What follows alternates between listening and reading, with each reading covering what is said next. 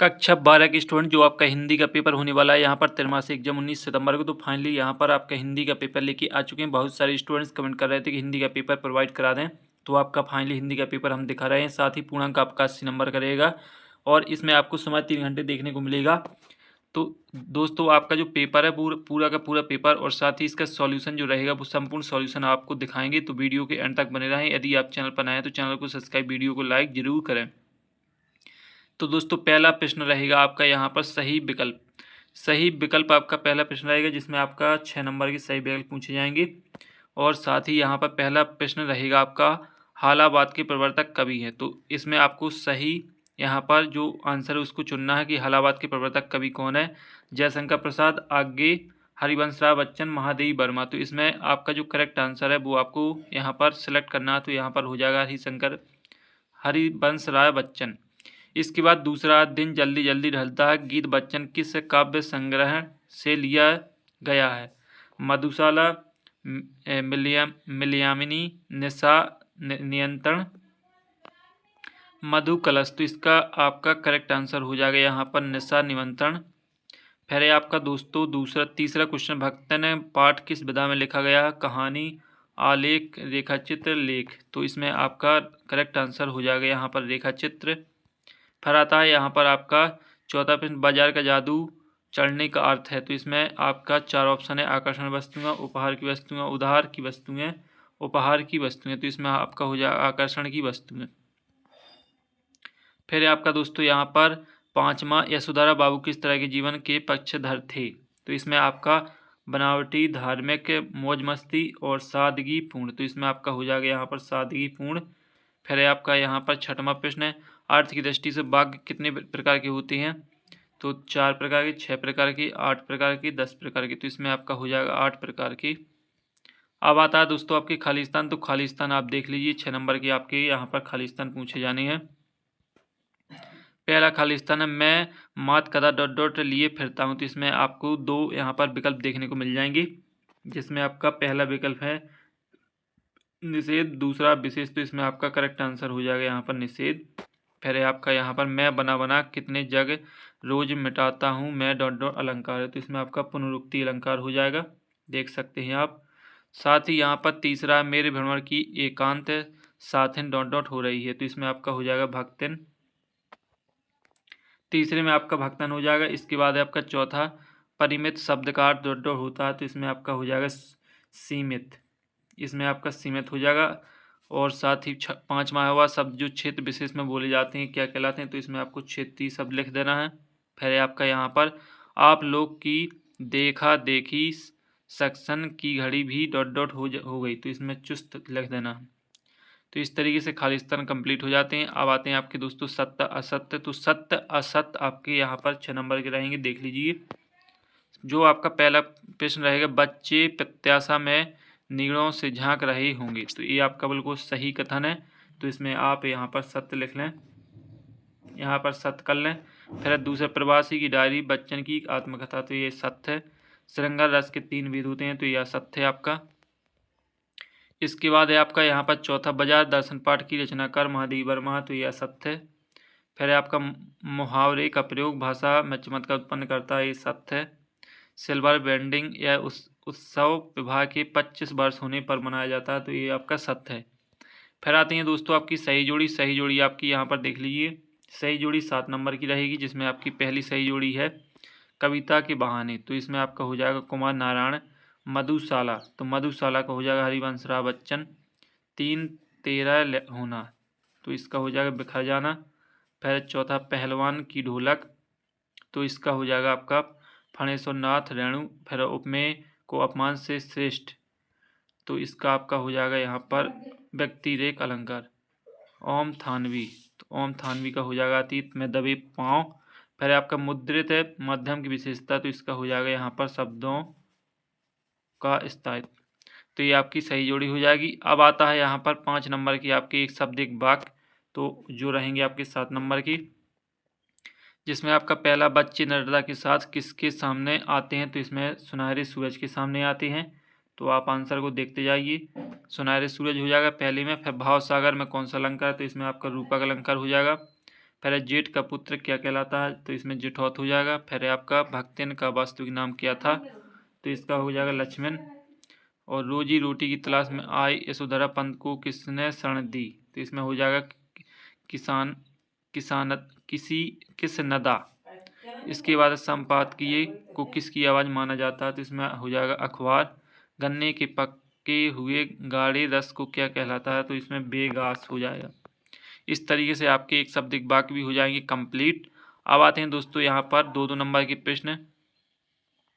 यहाँ पर देख लीजिए 2-2 नंबर के प्रश्न लग जाते हैं। अब आपके प्रश्न 6वां से प्रगतिवादी की 2 विशेषताएं लिखिए, प्रवृत्तियाँ लिखिए।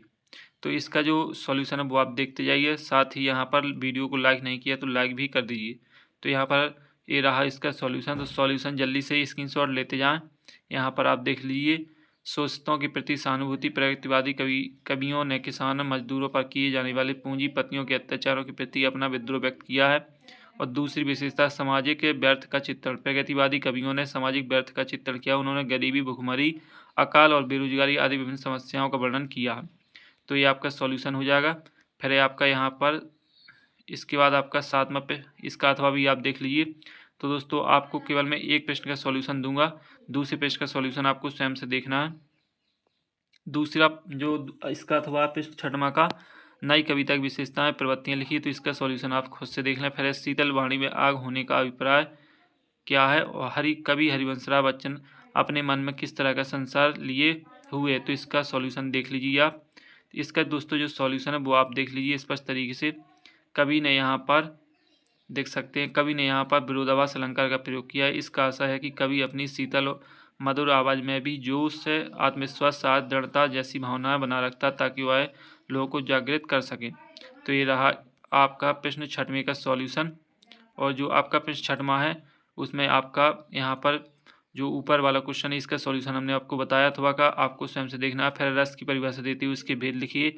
स्थायी भाव, संचारी भाव में अंतर, तो रस की परिभाषा उसके भेद आप देख लीजिए इसका सॉल्यूशन। तो ये रहा इसका सॉल्यूशन। काव्य को पढ़ने या सुनने से जिस आनंद की अनुभूति होती है उसे हम रस कहते हैं। और रस के यहाँ पर आपको मिल जाएंगे अंग, और रस के यहाँ पर प्रकार और स्थायी भाव। तो ये आप पढ़ लीजिए, स्क्रीनशॉट लगा लें। इसके बाद है आपका यहाँ पर 9वां प्रश्न देख लीजिए। भ्रांति अलंकार की परिभाषा, विरोधाभास अलंकार की परिभाषा। तो आपको 2 में से किसी एक को करना है और अच्छे तरीके से देख लीजिए। तो भ्रांतिमान अलंकार की परिभाषा हम आपको बता देते हैं, उसको आप देख लीजिए। तो ये रही भ्रांतिमान अलंकार की परिभाषा। स्क्रीनशॉट लगाते जहाँ भ्रांतिमान अलंकार की परिभाषा।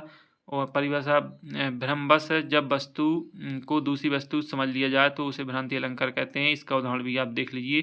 फिर आता है दोस्तों 10वां प्रश्न।